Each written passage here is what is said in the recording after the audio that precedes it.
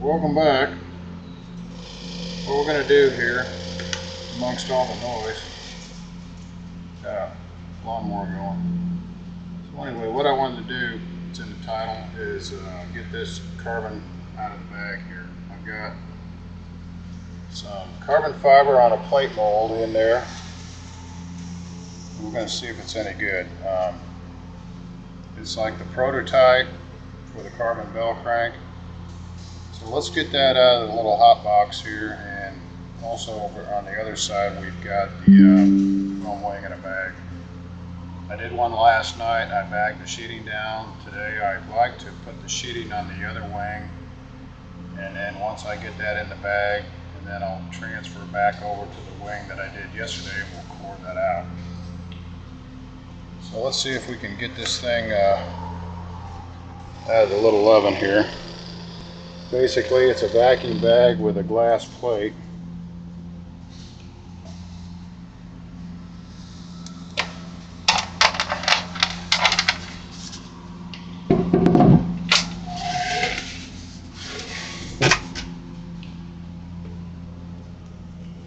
Not much light in here. I just run the vacuum hose into the warming box.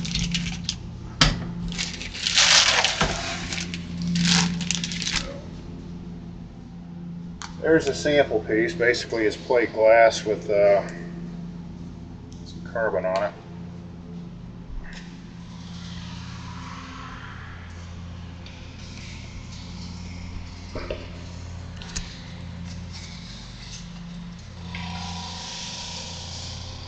Alright, so I'll drag that out.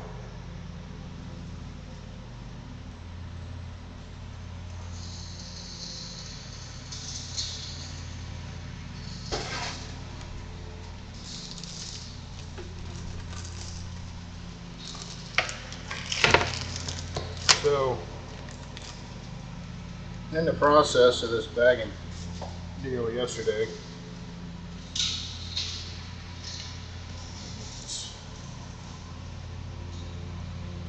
let me get my chat going.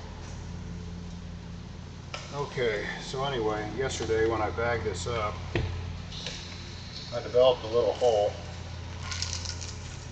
And this bag is pretty thin. It's out of Composite Envisions. I developed a little hole down here in the corner right here. So I just put some tacky tape over it. And that got it to where it was somewhat acceptable.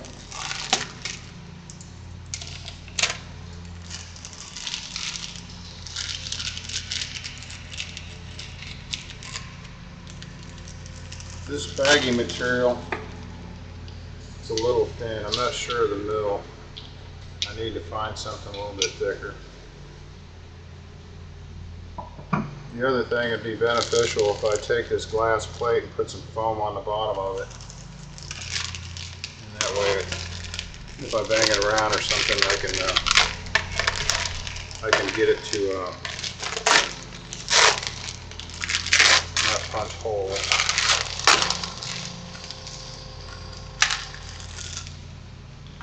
So what you're looking at here, hopefully the lighting isn't too bad. Just gonna turn this. Lighting's sort of bad. There, a little closer.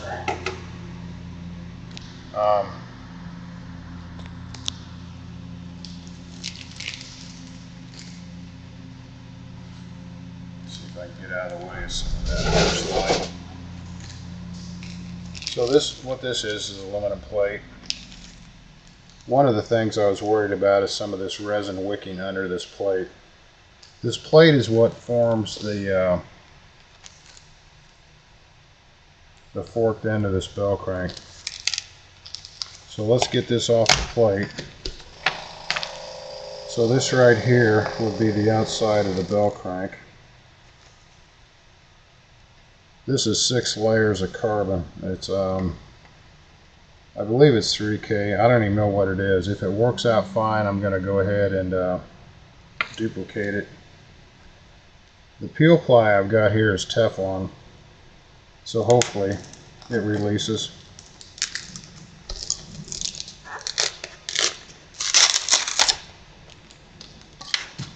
Well, that looked like it came out okay. The Teflon, the way it was described to me, it has a finer finish in it, but it's an easier release. So the way this is supposed to work, as you see the joggle here, basically the bell crank will be cut out of this plate, and there'll be two pieces, the top and the bottom, so it's like a mirror image. Once I cut the bell crank out of this plate, the two pieces will be glued together, and by gluing them together where they come together here, that will be the fork right here. So I'm happy with this test piece. Basically it's just to construct the bell crank, put it together, the bearings, check the weight, and then destruction test it. So this is all consumables, it's throwaway. Basically it's breather with Teflon. You might be able to use this again, I don't know. I might experiment with that. But yeah, the breather cloth is saturated with epoxy, so that's throwaway. So this looks promising right here. Now that I've got it cured, probably 24 hours at around 110 degrees, I'll take this plate and I'll put it in the oven, and I'll post cure it all the way up to the maximum amount, which will be around 400 degrees, which in effect should give you a part that's usable at 350. So I'm happy with that. Seems like it came out good. That was a successful experiment.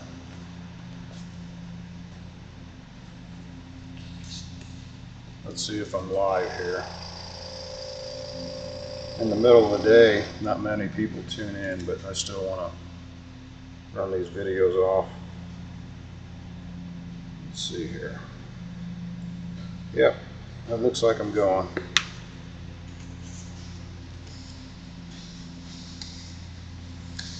Yeah, I thought more epoxy would slip under this plate, and it hasn't, so that's a good deal.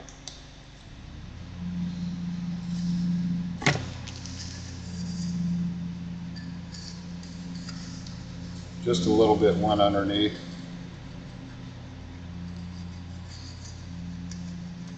I put release on both sides of this plate.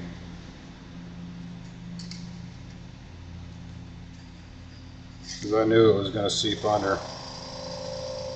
Later on, when this thing is finalized and I come up with a shape that's perfect for what I need, it'll be a block of aluminum with this shape milled into it, so it won't be plate glass and it won't be the little plate, it'll be all one piece. So let's go over here and see if we can drag this wing out of the bag. It's been in there overnight.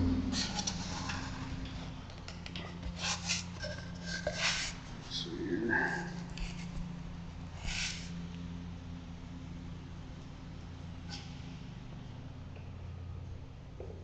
Move some stuff around.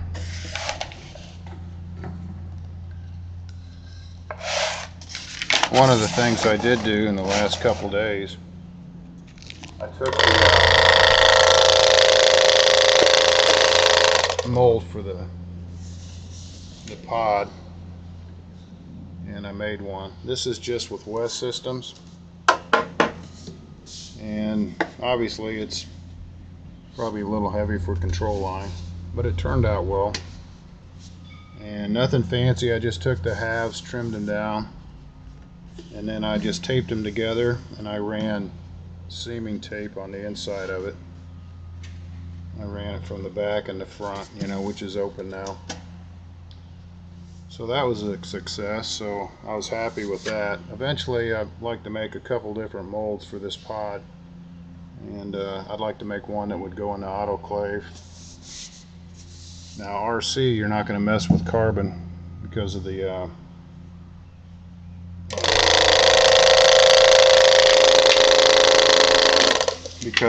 carbon interferes with the radio. So let's take this thing out of the bag. This bag had a little hole in it yesterday. We're still losing some vacuum, so right here there's some little pinholes, so I put some tape over it which slowed it down. The thing is, with balsa wood over foam, as long as you're between 7 and 11 inches of mercury, you're okay. You know, the pump will kick on and off a little bit more, but it should still give you a good wing. Ideally, you don't want a pump coming on at all, but I've never been fortunate enough to get to that point.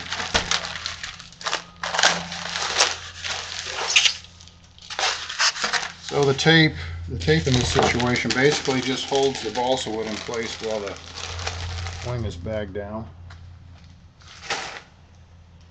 So that comes off.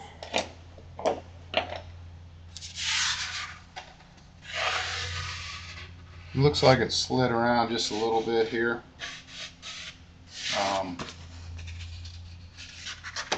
It's still good.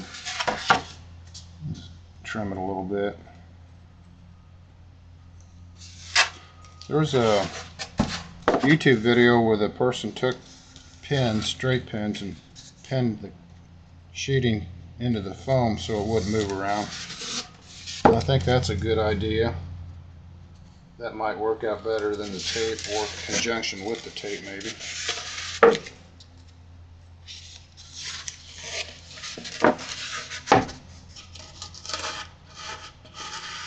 You want it trimmed tight enough to where you don't have a lot of overlap. You obviously don't want too much hanging over.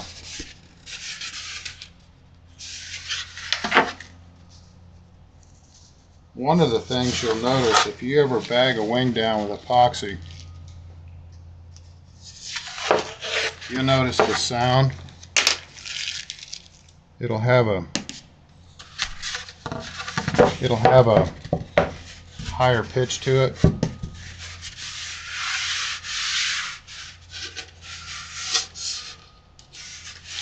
So this one looks really good.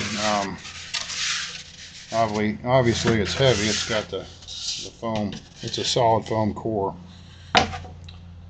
So what I wanted to do at this point, I'm going to set this aside, and I'm going to put some epoxy on this other wing sheeting. And from there, I'll bag it. And then we'll come back to this one and we'll actually core it out. So let me set this over here.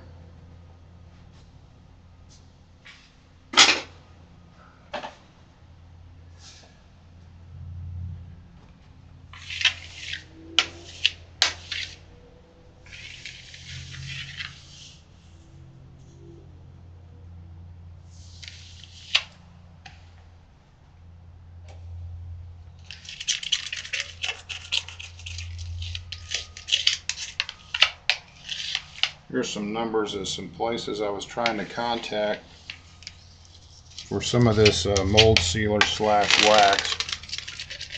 I had some stuff years ago, and it was AdTech mold release number 1, MR1 they called it.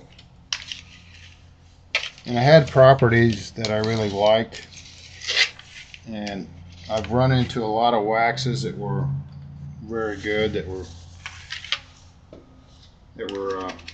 usable for me, but there was something about this MR1 that I really liked. And I was watching this video probably about a year ago. It's called the Arnold Company. This guy was making a home-built racer out of fiberglass, and he started with fiberglass plugs and Bondo, and he built it up. And what he did, a lot of splash molds and stuff. So in the process, when he's working on one of these molds, he had a Eli, it was not an Eli Lilly, but it was a Lilly Industrial Coating Mold Release Sealer Wax. And it looked, from the video, almost exactly like what was in that can that I had. And I remember the salesman giving me the AdTech product, and he mentioned that it was a good product for me because of my molds were sort of green and maybe not very slick. So he recommended this stuff, and it worked really well. So what I'm trying to do is track it down so I can continue using it.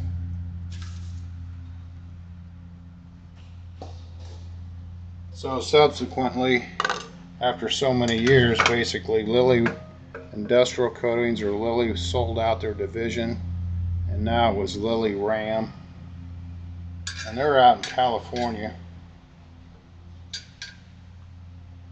and they don't sell except to their distributors. So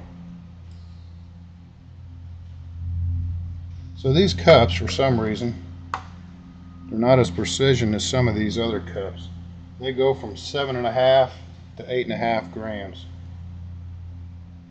So right now we're looking at 8 grams for this cup. Must be a little disparity in their molding process. So 8 grams. And what I want to do is put, I don't know, maybe, 40 or 50 grams in here. I think, I'm trying to remember what I used on the last wing panel. I didn't even use close to what I mixed. And what I'm going to glue these wing cores down with, you can use a lot of different stuff. I've used Gorilla Glue. I've used contact cement, Dave Brown sorghum. I've used a lot of things.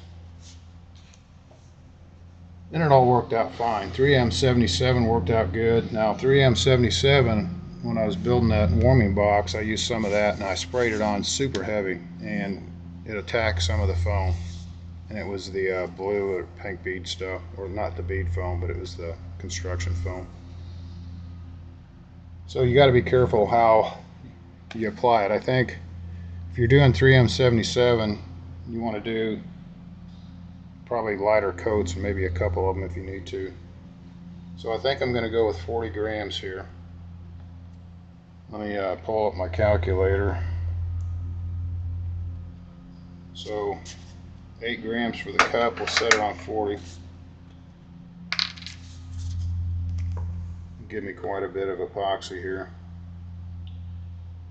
Like I said, I'd rather have a little bit extra than too much. So visually, I'm looking at this epoxy in the cup. That almost looks like enough. And it was.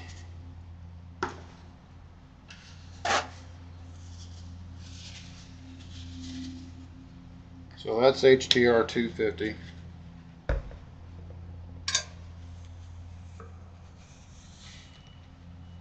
So let's see.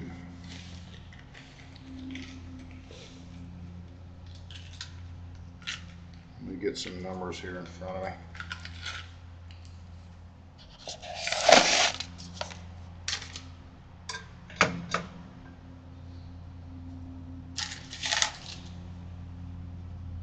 Okay, I just mixed up 41 grams of resin, or I put it in the cup, 41 grams. This stuff here is 24% per hundredweight. So let's go 41 times 24%, 9.84.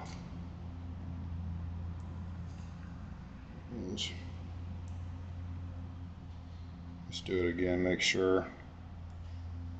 24%.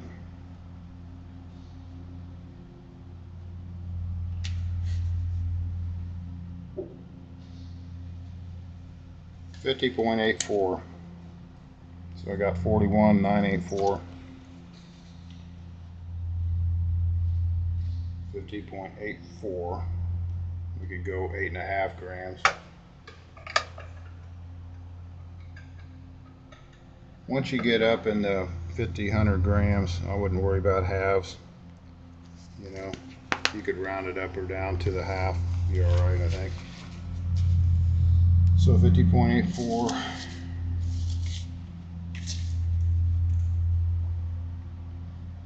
50.84.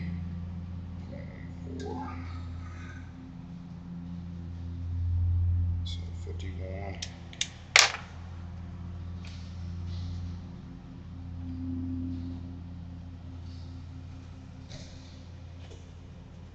These gloves here worked out really well.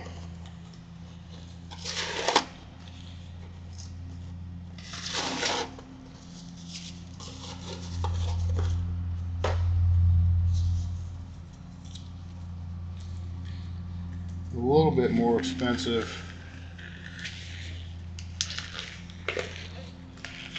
but they don't tear very easy. I bought these over there, Earl's Indy. If you're in the Indianapolis area, you go over there on Gasoline Alley, they sell these things. They got all the sizes you need. And no, I'm not sponsored, I bought them. But it's Earl's Indy Performance Products, I guess you call it.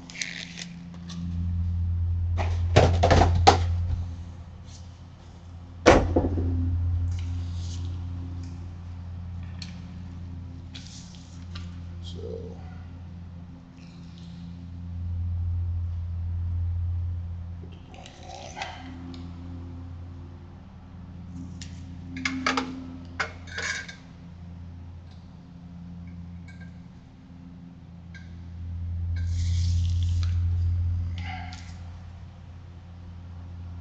let's see, 5.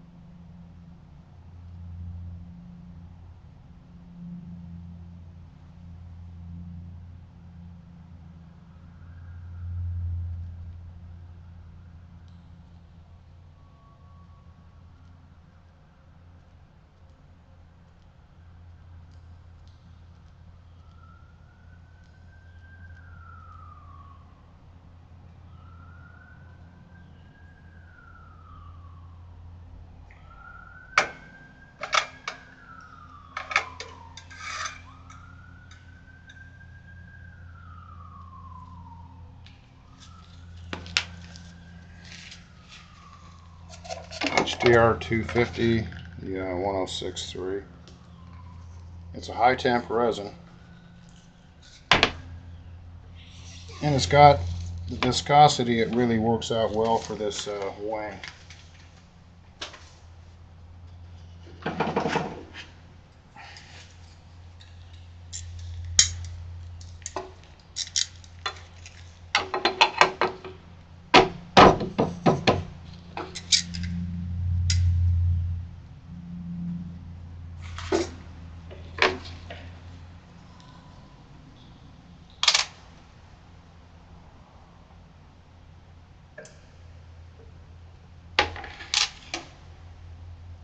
So you double check my math here.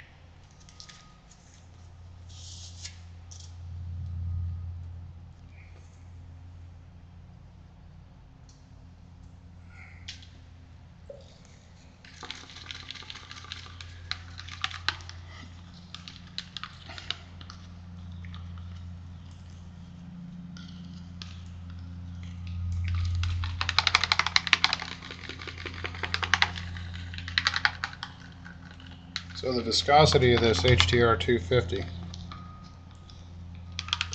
mixed up is a lot thinner than what you'd have with, oh, I don't know, let's say Z-epoxy. So you're going to get adequate soak in here. This stuff's going to soak in pretty good. So I just like to drizzle it on here.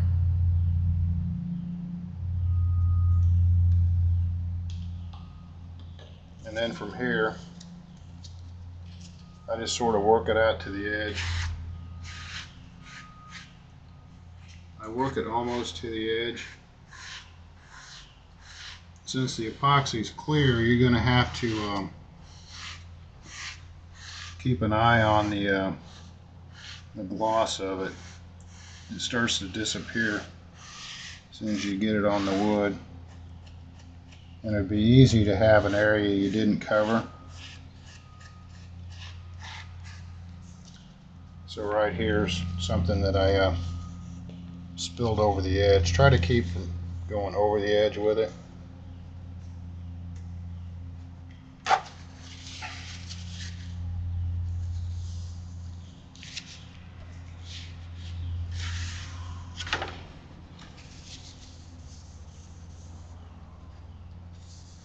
You get a little bit on the edge, it's all right. But so as you can see, it's pretty pretty thin.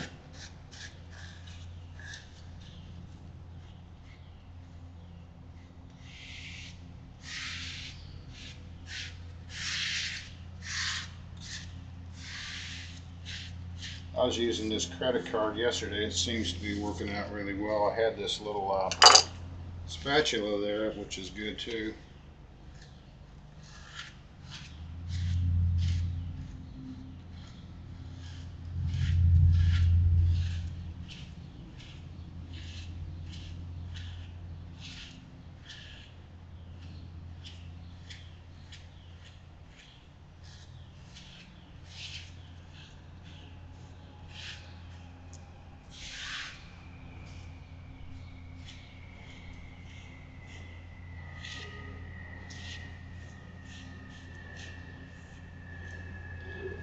You can have a little bit of working time with this stuff.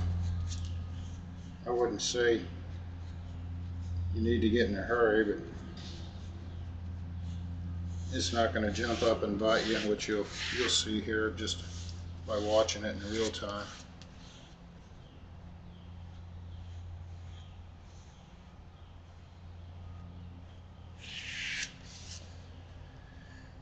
One of the things that was mentioned to me, not directly, but the guy that does some of this wing sheeting talked about putting microballoons in the epoxy to make it a little thicker. My theory, by doing this multiple times, whatever goes into this grain of this wood eventually comes out under vacuum. And I think that's where the adhesion comes in.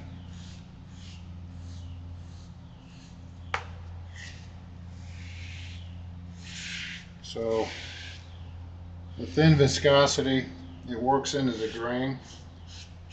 Now this isn't 4-pound wood. This is probably, you're looking at 6.5 pound wood here, but it's sanded down. It'll be interesting to see the final weight.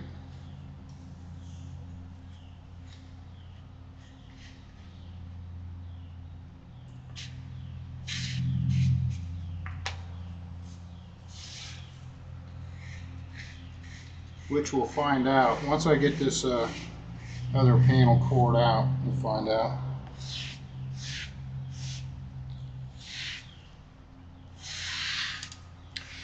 So when you're doing the wood, don't worry about vacuuming the wood.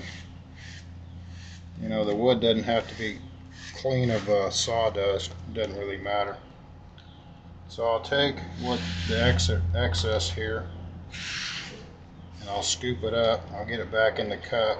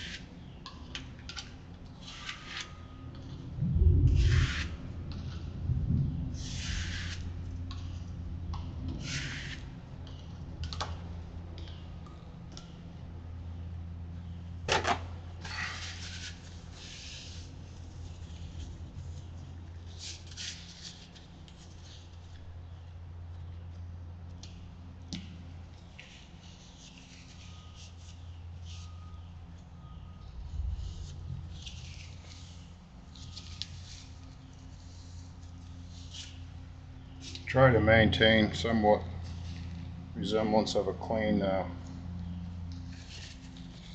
cup and gloves.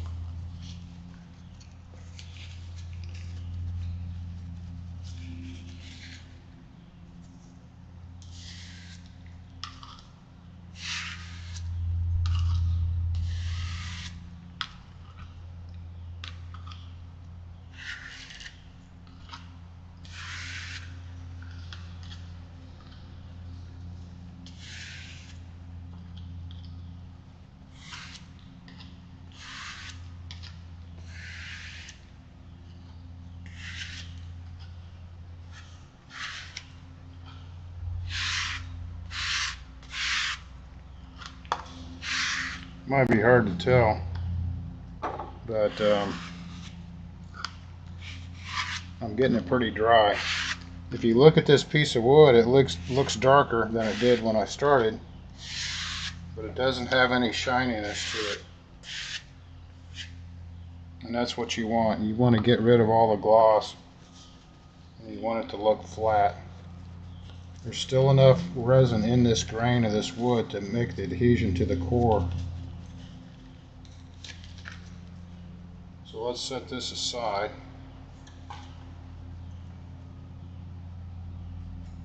Set that over there. Another thing is probably obvious is I marked these cores ahead of time.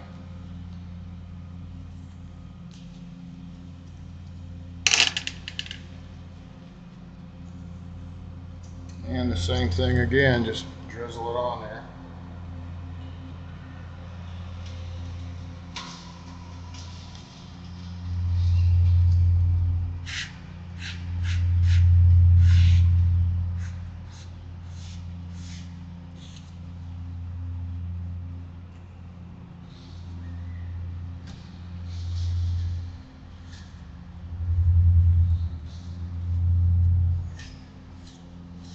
So I spend a little extra time going around the edges.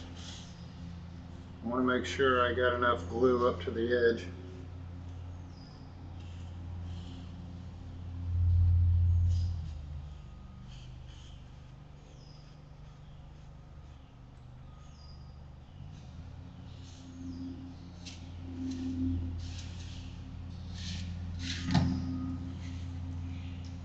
If you do it right, you can run this spatula up and leave a little edge bead curling around the spatula.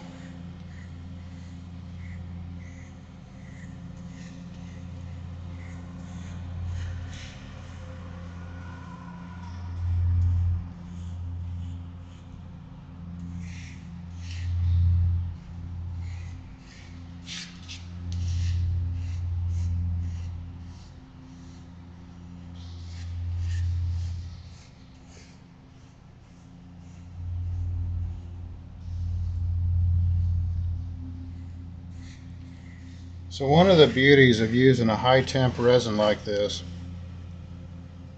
HTR 250 1063, it's the same thing I make landing gear out of.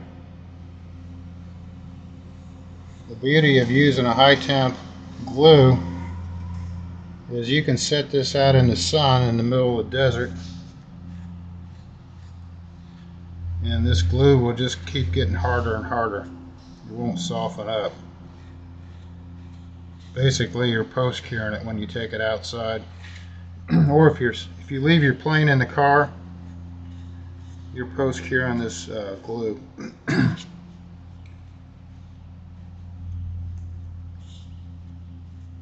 So the core will continue to have a good bond up in the higher elevated temperatures. Or maybe if you had 3M77 on a core and you go to Phoenix in the summer, you know, the plane's sitting in the car, the tarmac, start to soften up with other glues.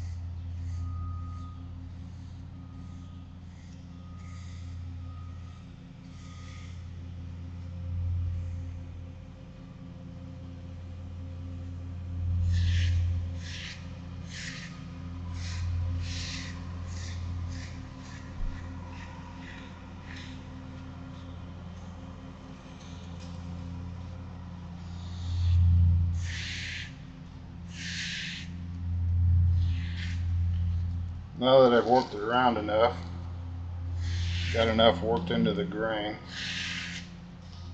start pulling it back out.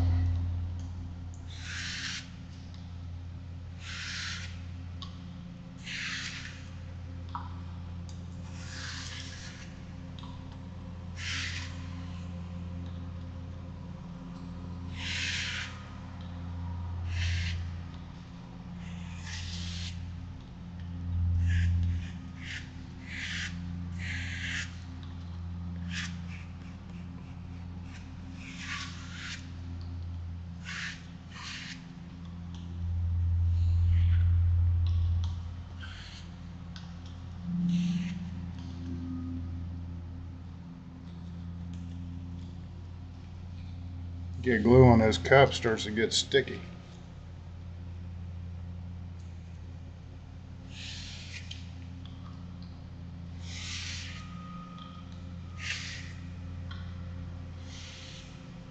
So if anybody out there is watching, do me a favor. Drop a thumbs up or something in the comment. Just say, hey, I'm not sure if the comment box is working or not. So I just want to make sure that it's actually streaming.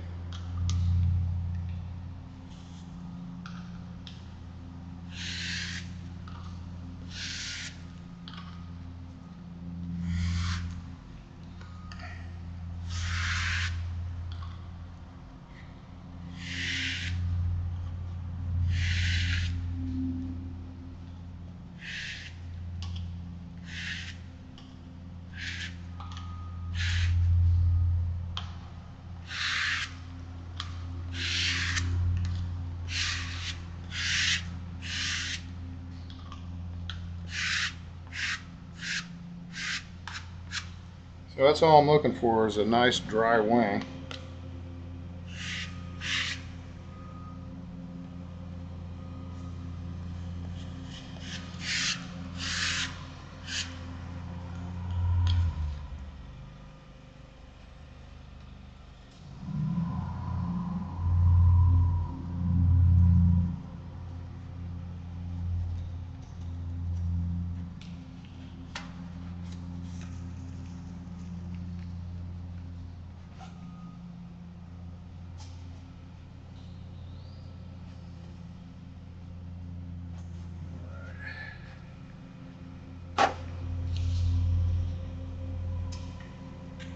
Try to clean up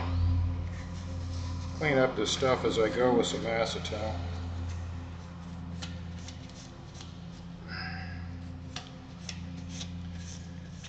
These old credit cards are somewhat resistant to acetone.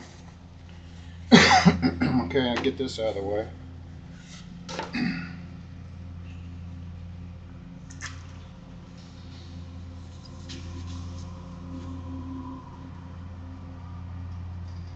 Got a salesman's name written down here. I need to call him back and see if he's got some mold release sealer wax.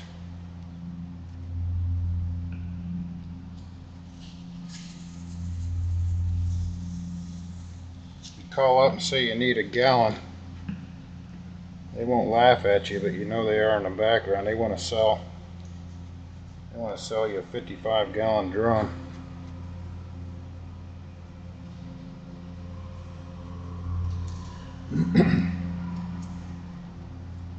I had a guy one time, I was calling him up about a product, had something to do with composites, and he gave me the information. He said, yeah, we can do 5-gallon packaging, or he said, we'll go all the way up, we can sell you a train car load of it if you want.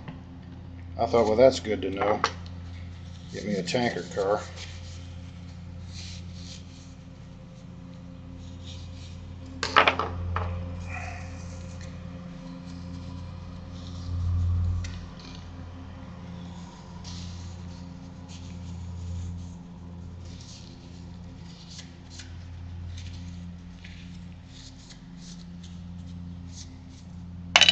Alright, got this cleaned up. Let me get my vacuum bag over here.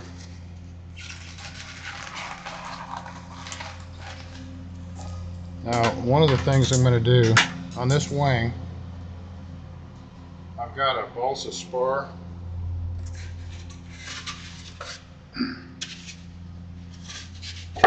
It's not light ply, it's heavier balsa, probably 8 or 10 pounds. And it's glued in there. It's got lighting holes in it. And what I wanted to do is I wanted to take some carbon. I'm not talking about much, but basically what I wanted to do with this carbon is lay it on top of the high point of this wing.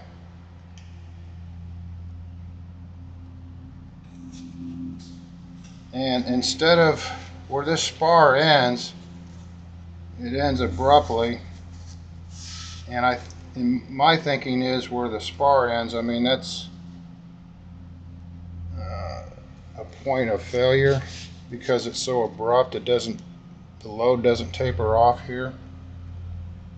So what I wanted to do is put a little carbon toe, a couple strands top and bottom.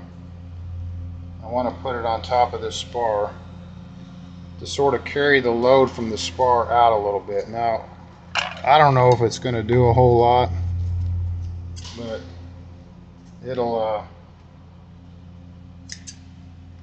I guess it'll make it feel better. Let me see if I got any comments over here. Okay. Here, yeah, Mike Palco made a comment, so yeah, at least somebody's going through. That's what I was worried about. And here's the thing, if I'm doing a video in the middle of the week, in the middle of the day, it's not a good time. It's a good time for me, but it's not a good time for people watching. They can always go back later. I think the best time for some research was actually put up a video where it's Sunday about 1 or 2 in the afternoon. Saturday mornings are good.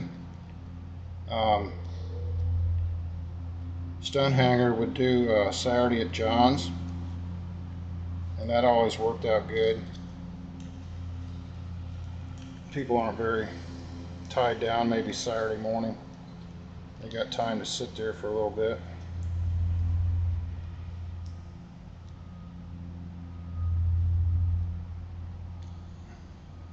So I can see this will get messy pretty quick, but that's alright.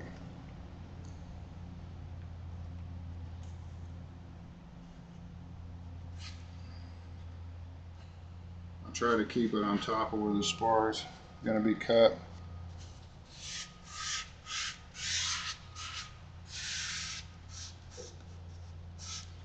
Like I said, this isn't anything major. It's just I just wanted to transfer some of the load off the end of this spar right here, so I don't get a point that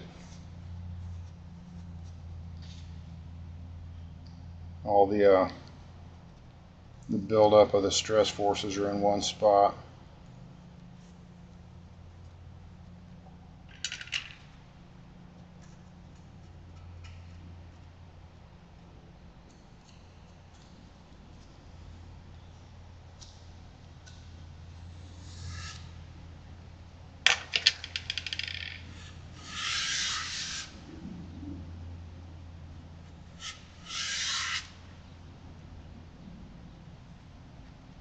So this one's a little shorter.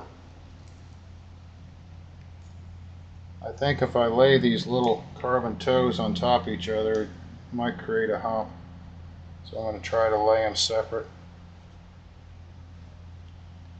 This toe, I believe it's around 3K. And I basically just pulled this out of a sheet of fabric. Just peeled it out.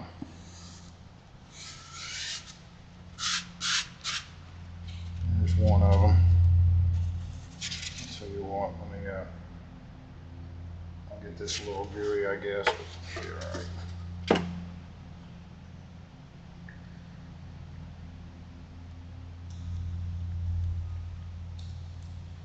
I did another video of a carbon spar into a built-up wing. The foam wing relies a little bit on a monocoque construction, obviously. The wing I was working on was a built-up wing where the foam was being removed from the core vertically and horizontally. Sort of an involved process. But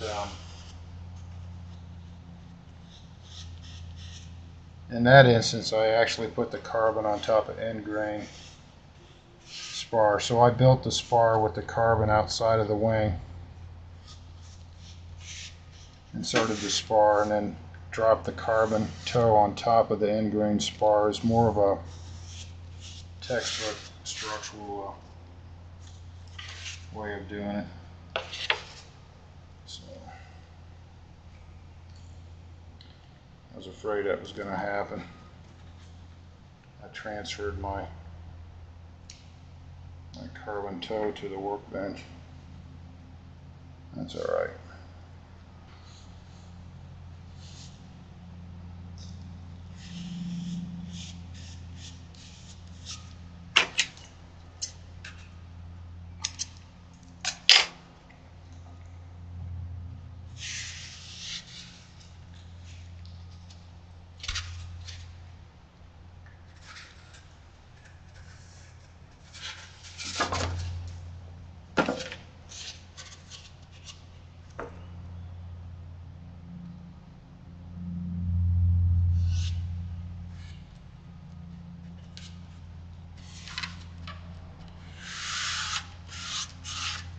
Only way to tell if this stuff really works is when you crash. You go over there and look at the autopsy. It's one of these things where there's a lot to be learned from a crash.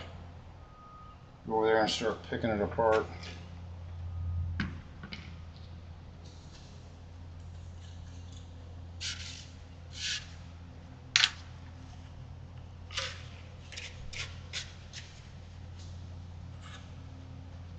One of the things that's probably Russian roulette is getting an acetone bottle this close to the styrofoam.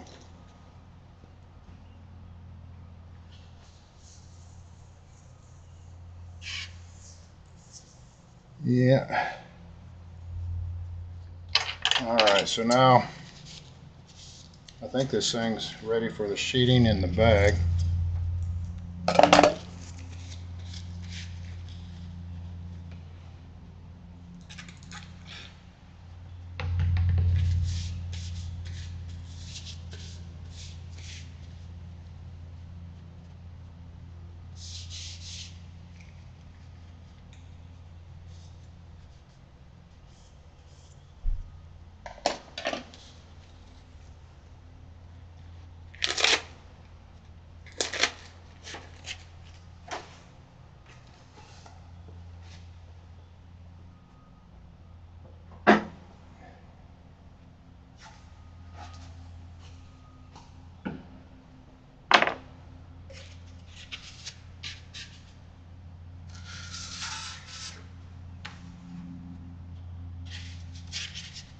So on this setup, I'm actually running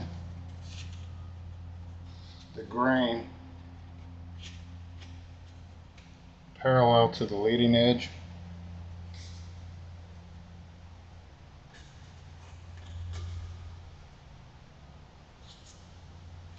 And then it angles on the way back.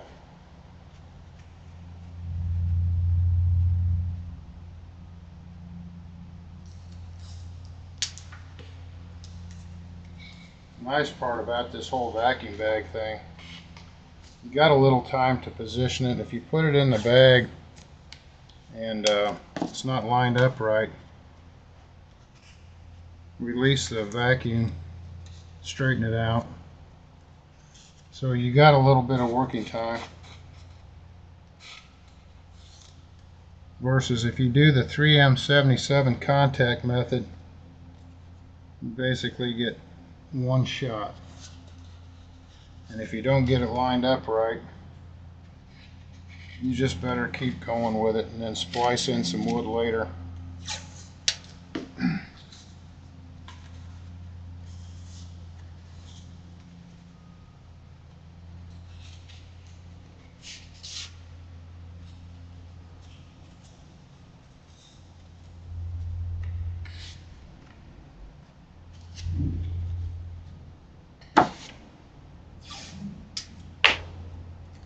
So the last core I just took out of the bag, I got away with three tabs of masking tape. Worked out fine.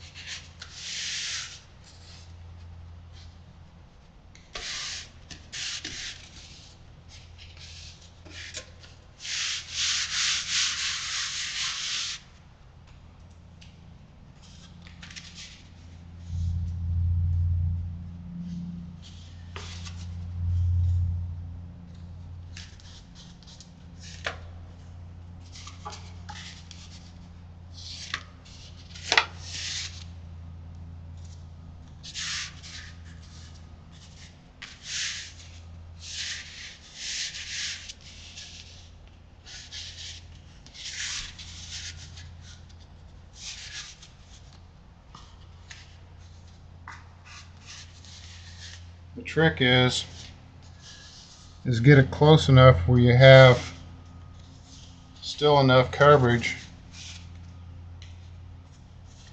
but you don't want it hanging over the edge so much that the bag comes down and tries to crush it.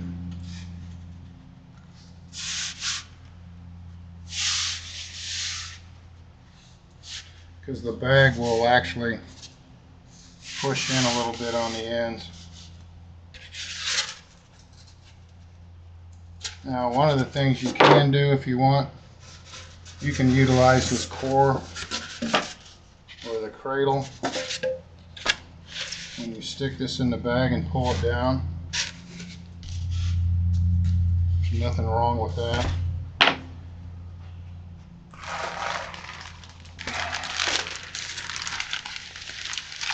These are old bags, so I believe they're still pretty good. They've been sitting on the shelf, so hopefully they don't have a bunch of holes in them.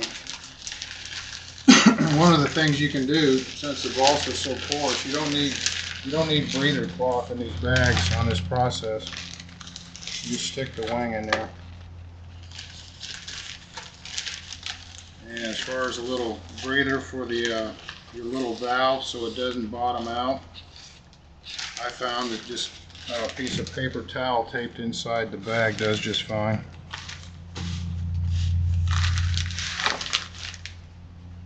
And it's the old clip method here.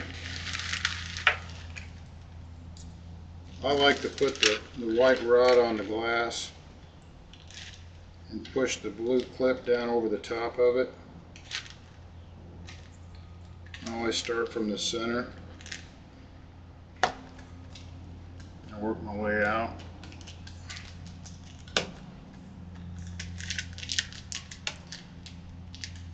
It's a little bit easier on my fat fingers. This thing was set up with extra hose to go into the warming box over there, so I got extra. So now I'll get this core lined up with the cradle.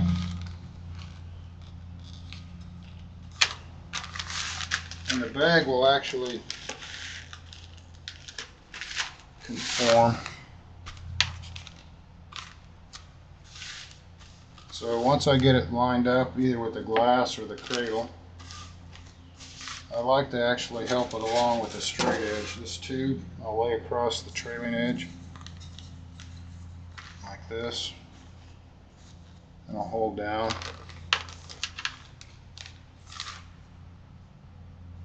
And let's plug it in, see what we got. These little quick connects, I don't remember where I got them, but they're nice.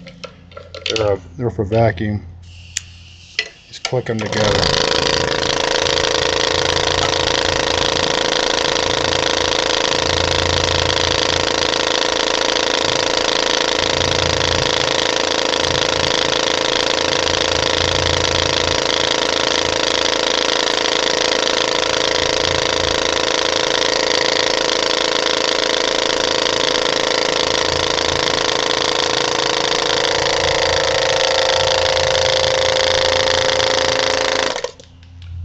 So it pulled to about 10 or 11, and what will happen when you initially pull, you get some really quick cycles because you're still sucking air out of the pores here.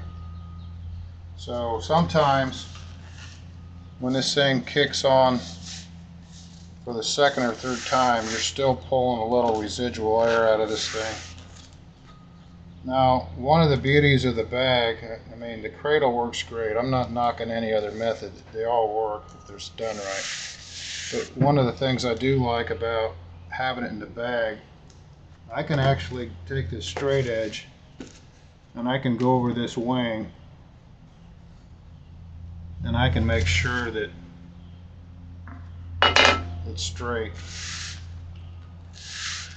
So this bag I can see right now is a little bit better than the last one. It's sucking down, it's bleeding down a little bit, but it should kick on at 7. So what I've been doing with the last core, I go from 7 to 11 inches of mercury, and it's fine.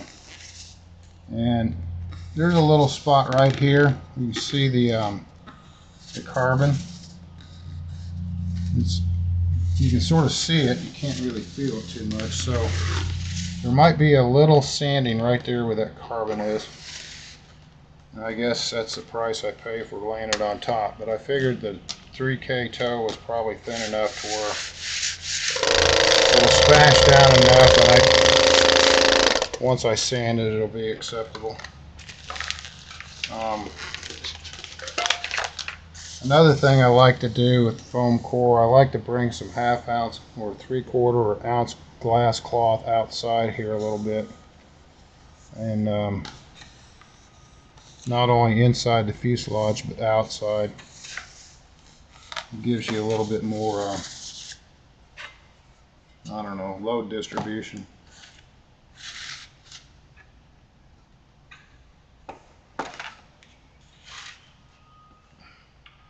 So I think we're good on this. It looks really good. Now it's just a matter of letting it sit here, and the pump will cycle, you know.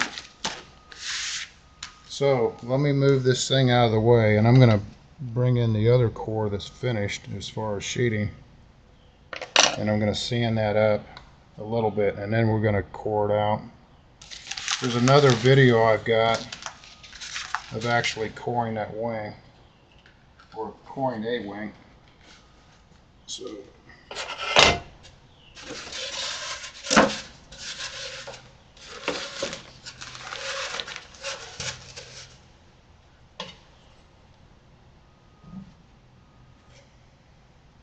like I said, this carbon toe is what I peeled out of some fabric.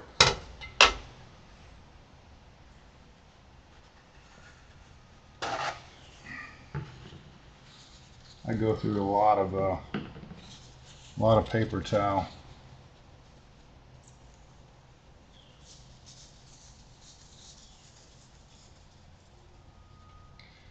Another thing I like to do is I like to take a little wax, if I got it on a rag doing a mold or something, and I'll actually wax some of my workbench if I have left over. What that does is allow you to flake the CA off easier. If you have epoxy, it cures on the glass or CA.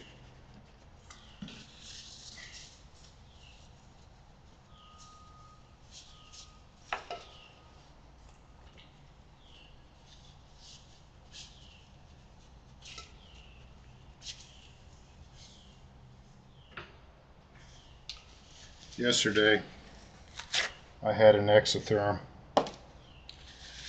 This is also a good visual of what an exotherm looks like.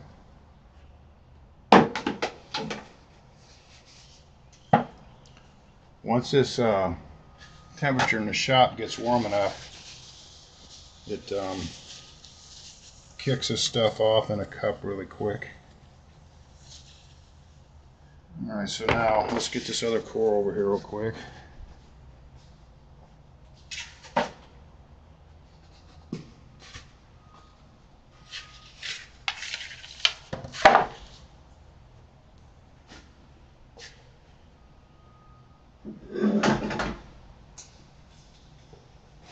I'm not going to spend too much time sanding it. I just want to get these ends cleaned up a little bit.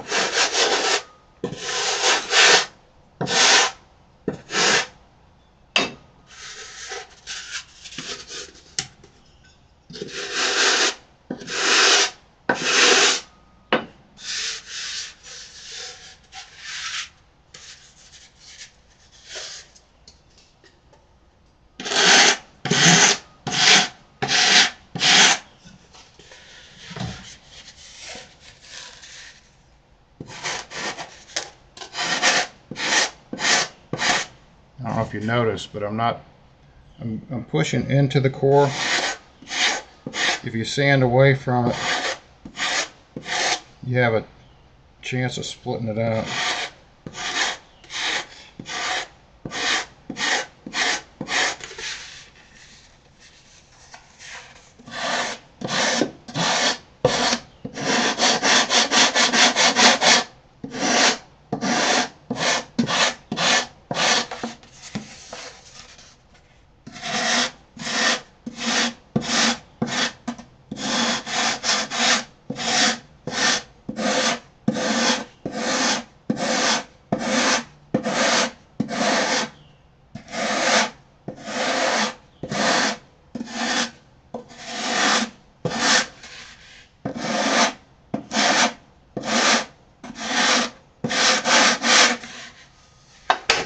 Now, it'd be quicker if you go around it with a brand new 11 blade and trim it. Cut down on the sanding.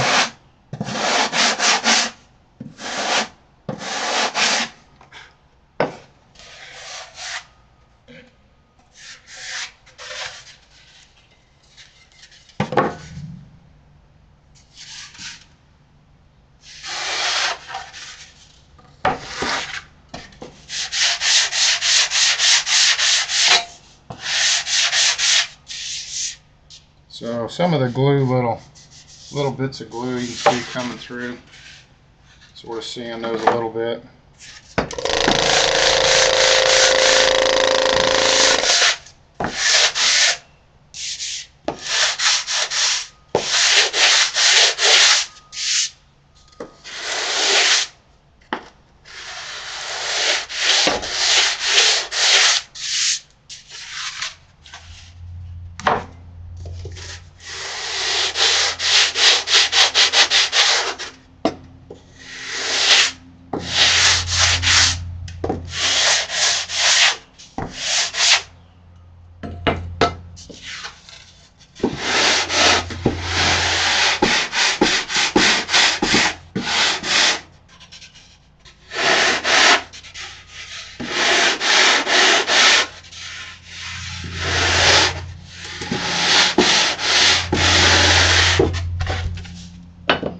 roughed out a little bit, and then I'll go back and put the long bar on it.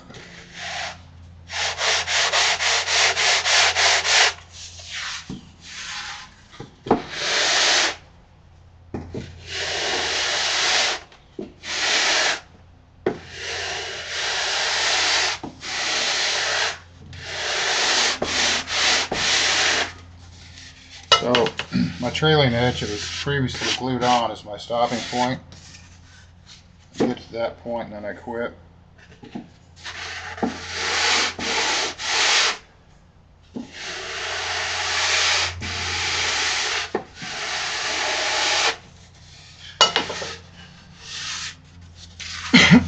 Now this here, I'll probably take a razor plane and get it a little bit closer.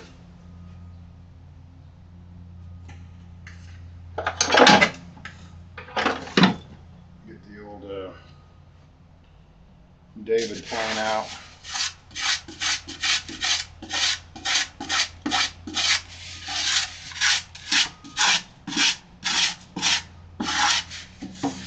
Now one of the things that have to happen is once I get this leading and trailing edge pretty close, I got to transfer the center line from the root and tip around to the leading and trailing edges.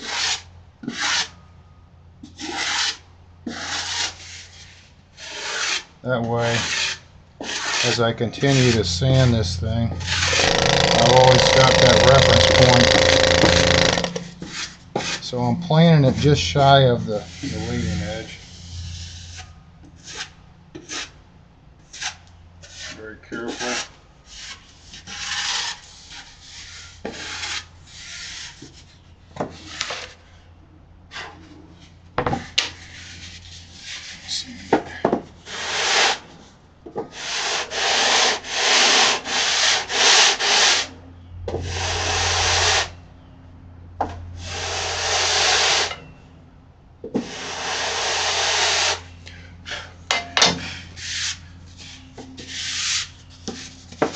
So that's all it takes. He's got me back down to the leading trailing edges, and I'm happy with it.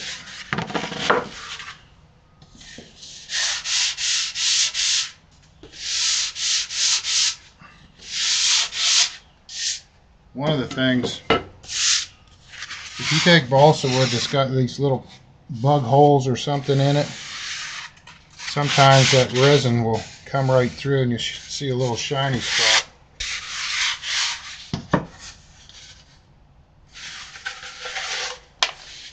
Okay, I guess the next thing to do is get these templates over here and then start making some holes in this thing.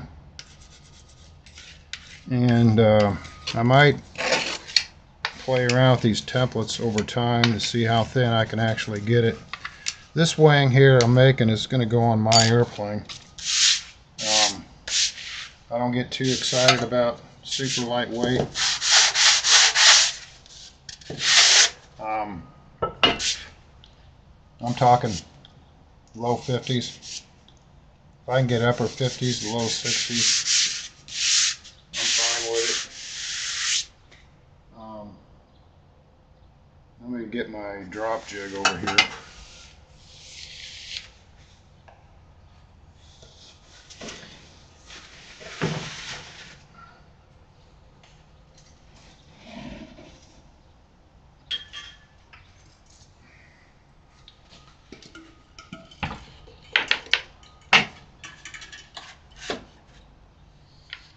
So I'm going to put a little bit more weight on this.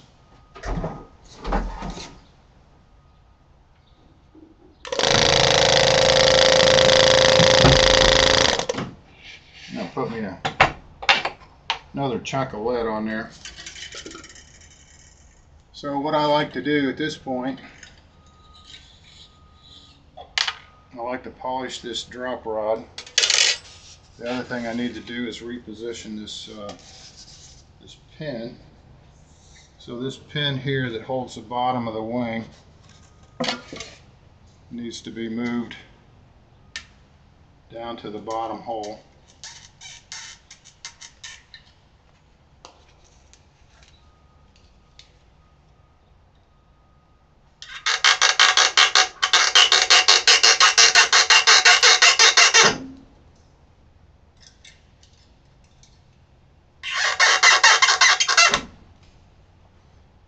probably tell, I got tired of it rotating, so I put a little CA on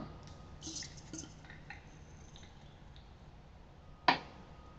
And these are just pre-drilled holes for that pin to stick into. Yeah, that's where I want it. I got different holes for different size wings. This size here, this hole down here for the stunt wing. So these holes, it's all just contingent on what you cut. Now, if you have obviously a wing that's longer, you want a bigger jig or whatever. The process works different size wings. So one of the tricks to getting this rod to really fall right is, number one, it's got to be plumb. Number two, it's got to be clean. And I think some of the people have had trouble with this thing, or they've tried it and it didn't work out quite right for them. So let me go over a couple of the finer steps of setting this thing up to make it work. First off, the music wire is polished, and I mean, like chrome if you can get it. So what I've got here is metal polish. I get this at Earl's Custom over there in Gasoline Alley. The neat thing about that store, if you're into race cars, or matter of fact aviation, the fittings he sells are certified for aircraft. But he's got a lot of neat stuff in there. A lot of stuff you can't find anywhere else. He's got, I was in there the other day and he had a new line of super small rivets and stuff. All kinds of fasteners. And if he doesn't have it, he can get it.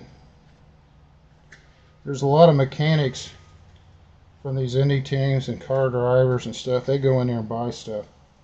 So if you're into performance hot rods or anything that's super critical, especially with the hydraulic hose type stuff.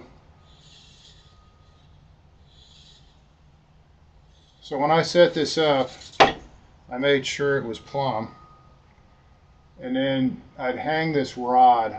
This is a K&S brass bushing with a washer soldered on the end of it so it doesn't fall through.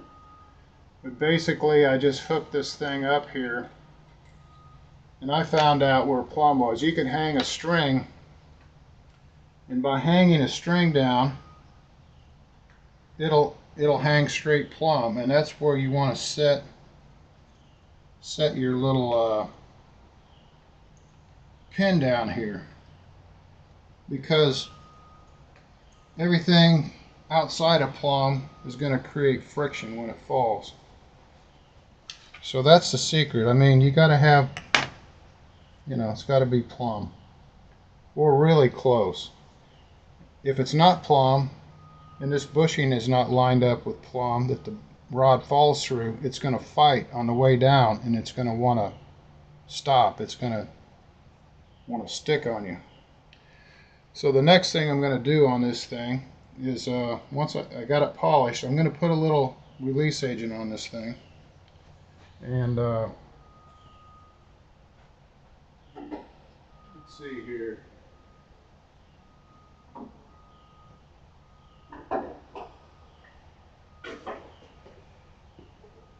Let's see. So we're a little expired on this, but it ain't gonna matter with model airplane stuff. So this stuff is good. I've used this before. The nice thing about it, you can buy it in small quantities. And what I like to do here is just put a pinhole in it.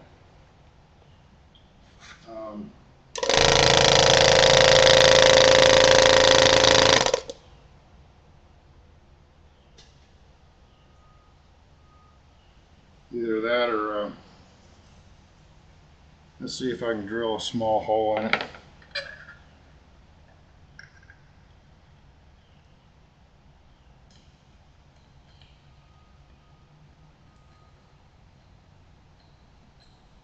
if you're working on big stuff, big mold, you know, you're probably better off just taking that cap out.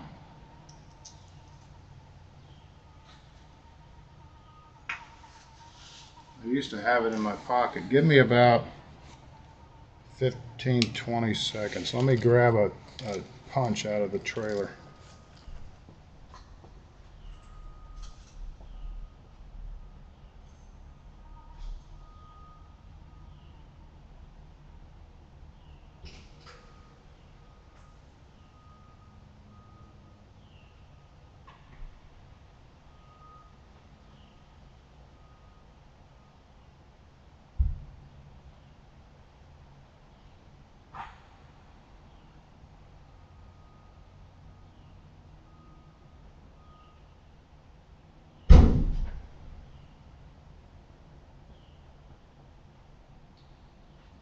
Okay.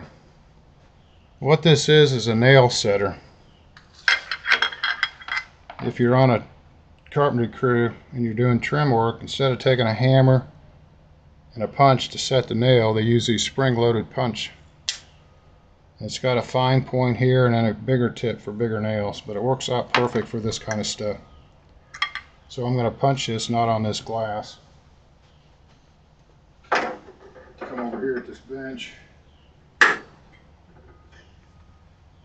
So one click with the nail setter, it leaves you a little perfect hole there.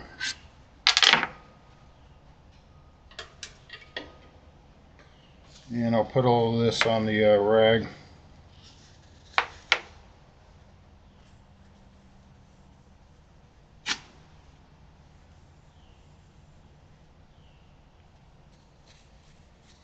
This free coat, I'm not positive, but I'm pretty sure you can buy this free coat product at Sky Geek. And I've used this free coat on a lot of molds, and it's good at a higher temp too. So it's a good chemical release. It doesn't replace PVA, but it's good for all kinds of stuff.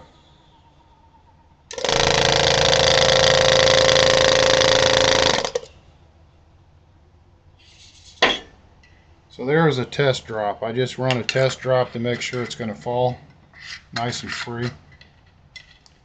Another thing you might want to do is put a little extra on here and get it inside this bushing.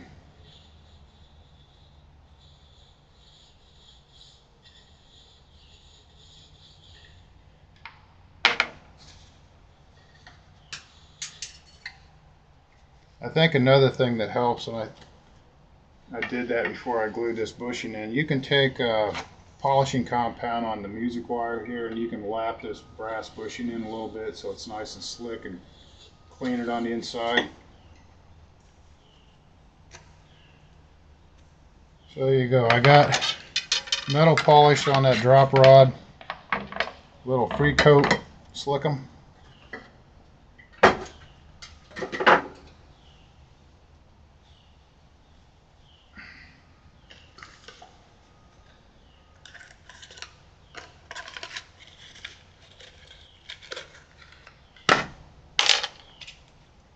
So, next step is I take this drop rod and I push it all the way up, and I've got a little clip here to hold it up, and that keeps it out of the way. I'm going to go over here and I'm going to put these templates on this wing.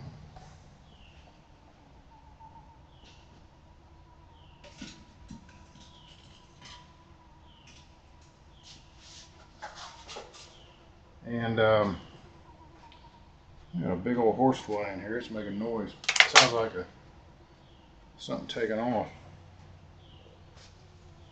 So these templates, you get them on with pins, just like I do the templates to core it. I mean to cut it.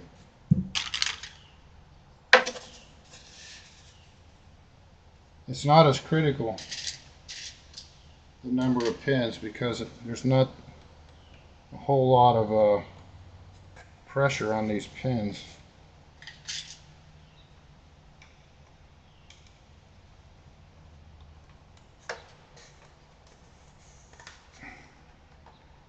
So I just put a couple at the leading and trailing edges would be good.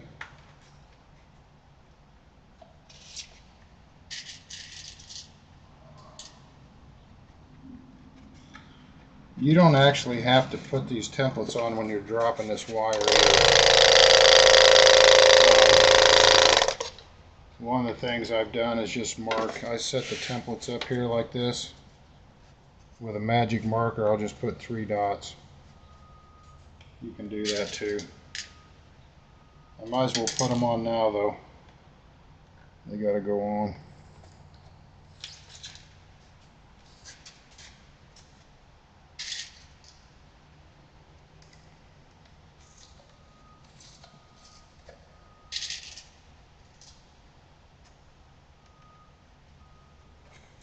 Okay, on this drop rod, the hardest part to hit of the target is the smallest part, which would be the tip. So I always start at the tip because there's more room for error at the tip, so it's easier to make it accurate when you start at the smallest hole and you end up at the biggest one. So let's start right, let's go right here in the middle. We'll just pick any spot there, just sort of in the middle there. And that's where it's going to come out at. Now this is a shim right here to actually get this pour lined up. I lower this wire pretty close to where it's going to start. So I slide the shim in and out.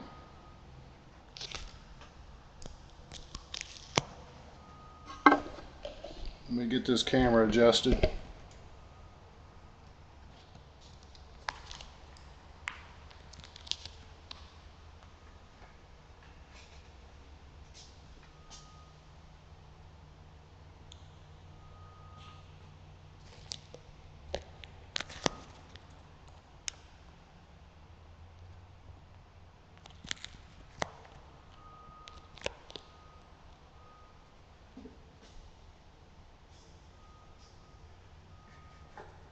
So I might have to adjust it again.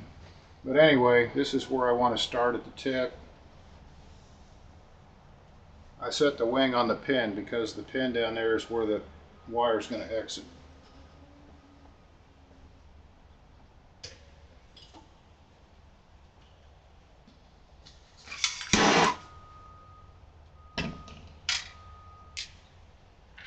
So you get all lined up. Basically, I take this clip off the wire and just move it out of the way. I pull this music wire up here out of the way of the foam.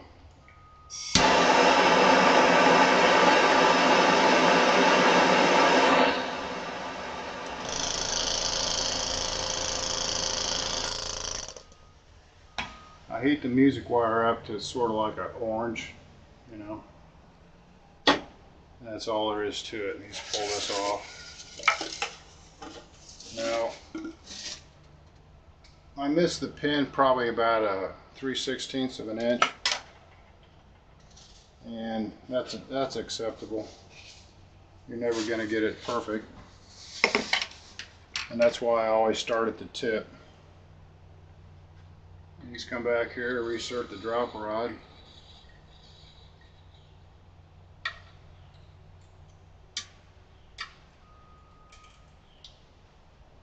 And you do it all over. Now since I started at the center here, double check my accuracy, I'll go to the next biggest spot here, which would be the leading edge.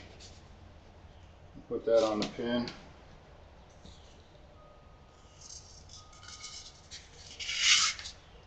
I'll come down and line this rod up.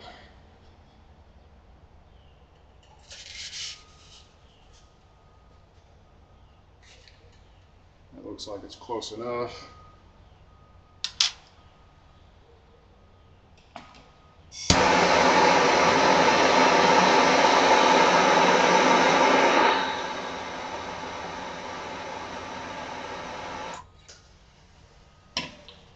So you got a nice easy fall, clean rod. It's not sticking.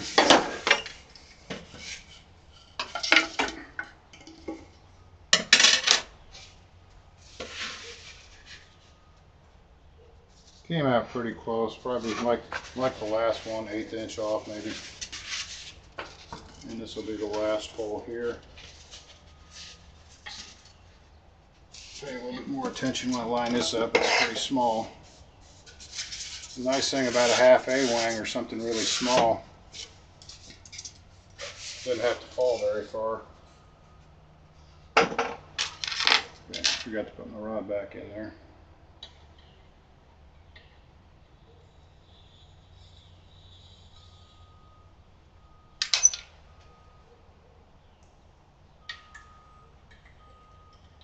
This is just a little spring clip. I got it at a hardware store. They sell them in those little bins at miscellaneous stuff.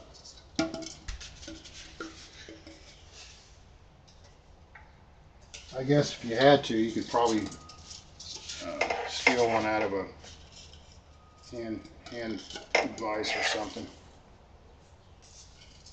Spring clamp.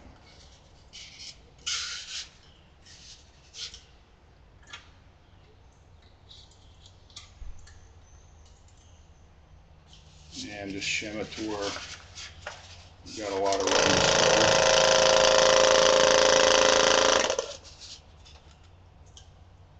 I'll go down here and double check this. You got to make sure that the pin's still in a good spot.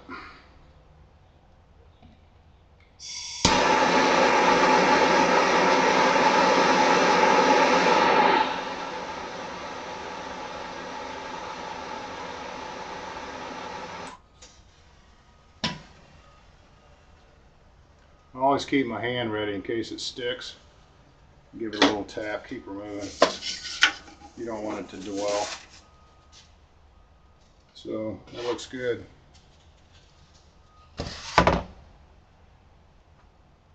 Now, I didn't check for plumb on this thing. I watched on a drop, and it seemed like a drop pretty easy. What you do is you take a piece of string and a little weight, and you run the string through the brass tube. Make sure it's centered. As the string comes down, you line up this bottom pin with that string. So we're going to go back over to the other bench, and that's where I'm actually going to core the center of this wing out. And what I do is I just take this camera and just drag it around the shop.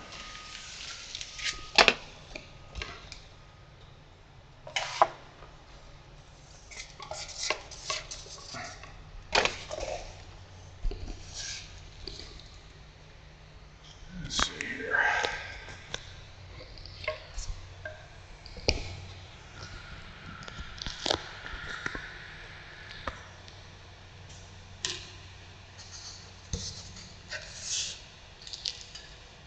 Might as well get rid of my call plate, whatever you want to call it.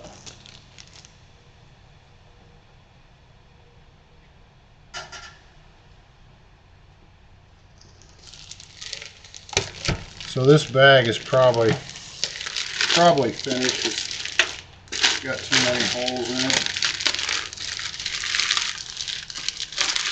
So I'll get rid of this bag.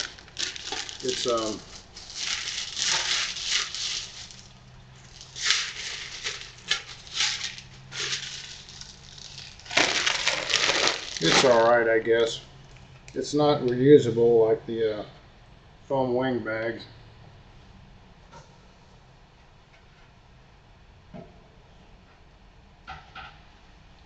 And I think if I'd have a thicker mill, we'll be more careful.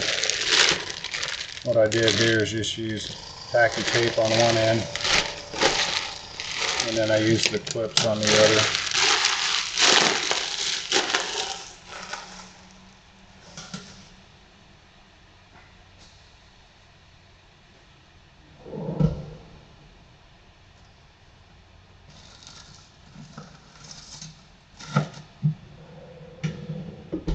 So I re-drilled this bench to hold these wires. see if this is a better view.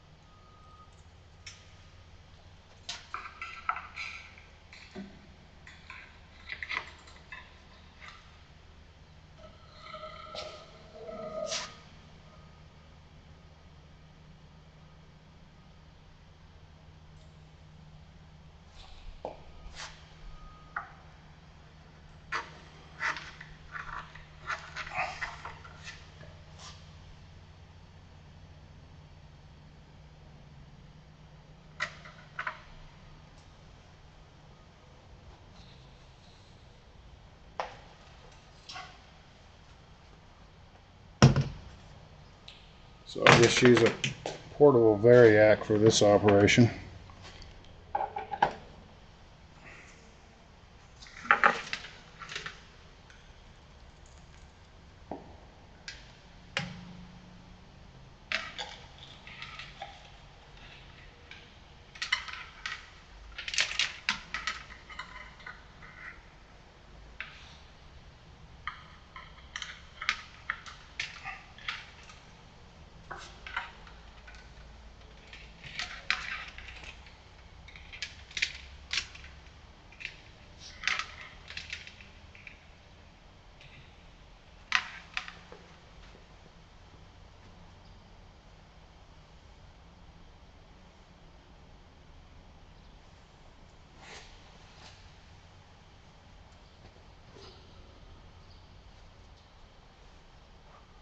So somewhere I've got a fish line.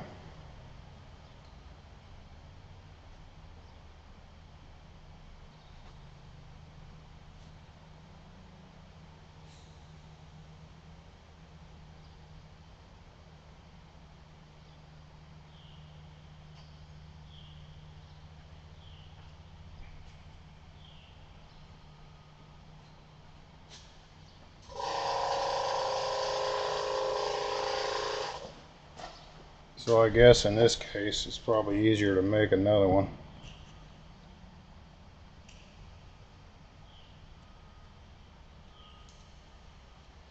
Basically it's a piece of music wire with a hook on it.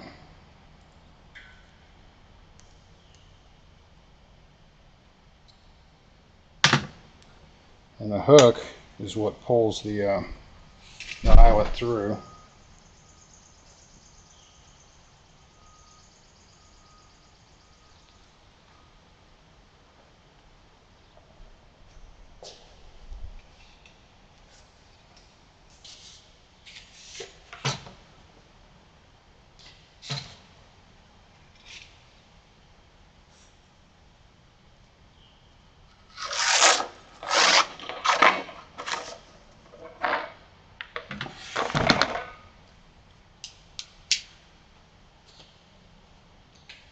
If you haven't seen it before, it's probably interesting. But if you've done it or seen it, it might get a little boring.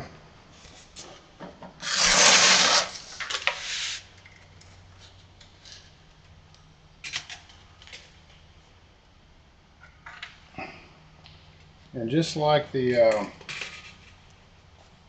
foam cores and the other stuff I do, I let the voltage sort of dictate the cutting speed. You know, I ease into it. And what works good for me is the fact that you let gravity actually cut the core. So I'll turn this thing on and I'll watch here, and I'll just keep dialing it up till it starts to cut. Okay, you can see right now we're about 10, probably 15, let's see, 18. So 18 volts, it seems like it's cutting.